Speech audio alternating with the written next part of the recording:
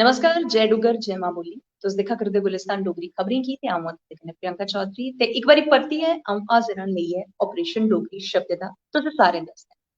गल्लबात करां जे करियै अज्ज दे इस सैगमेंट दी ते अज्ज जेह्ड़े शब्द अ'ऊं लेइयै आई दी आं ओह् दो शब्द न।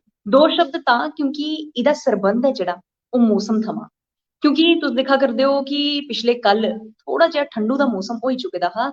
बडलै बडलै जिस चाल्ली दी बरखा होई जम्मू सूबे दे इलाके दी गल्ल करां ते निक्की फुहार दी वजह कन्नै जित्थै करसान भ्रा खुश न उत्थै गै किश लोक पराने जमाने च जां फ्ही हुन बी ग्राएं पिंडें च किस चाल्ली कन्नै इन दों शब्दें दा इस्तेमाल करदे हैं ते जेह्ड़े अज्ज दे साढ़े ऑपरेशन डोगरी शब्द दे सैगमेंट दे दो शब्द बनने आह्ले यानी कि बदल ते निंबल।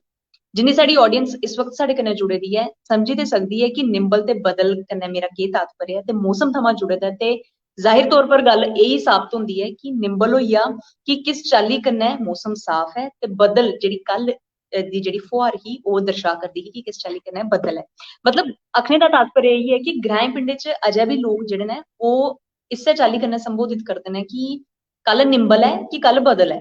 जिल्लै उंदी गल्लबात होंदी मौसमै गी लेइयै जां फ्ही जिल्लै ओह् मौसम दे प्रति किश जानकारी हासिल बी करना चांह्दे न ते ओह् किश बारी तुस सुनेआ बी होना ते केईं पढ़े लिखे नौजवानें दे अग्गें जाइयै इ'यै बोलदे न कि नेट पर दिक्खियै सना हां कल बदल है कि निंबल है। ते अक्सर तुसें एह् गल्लबात जेह्ड़ी ग्राएं पिंडें च जरूर सुनी होनी क्योंकि शैह्रें च जे मैं गल्ल करां ते शैह्रें च अक्सर लोक गलांदे न कि कल दा मौसम साफ है कि नेईं है। बस इन्ना गलाइयै अपना जेह्ड़ा लफ्ज है ओह् खत्म करी दिंदे न लेकिन ग्राएं पिंडें च इसी स्हाब कताब जे दिक्खेआ जाए ते द'ऊं शब्दें दा मतलब जेह्ड़ा तकरीबन हर दिन या हर त्रिये चौथे दिन जेह्ड़ी गल्लबात जरूर होंदी है ते हून फसलें दा टैम जेह्ड़ा ऐ ओह् सिरा पर हा जिसी मद्देनजर रखदे होए अज्ज दे इस सैगमेंट च दो शब्द मैं लेई आई ही जेह्ड़े हे बदल ते निंबल। निंबल होई गेआ कि साफ सुथरा मौसम यानी कि धुप्प चढ़ी दी ऐ शैल तरीके दा मौसम है। बदल होई गेआ जिस चाल्ली कन्नै जां फ्ही काली घटा छाई जंदी केईं बारी ते जां फिर बरखा होंदी ऐ।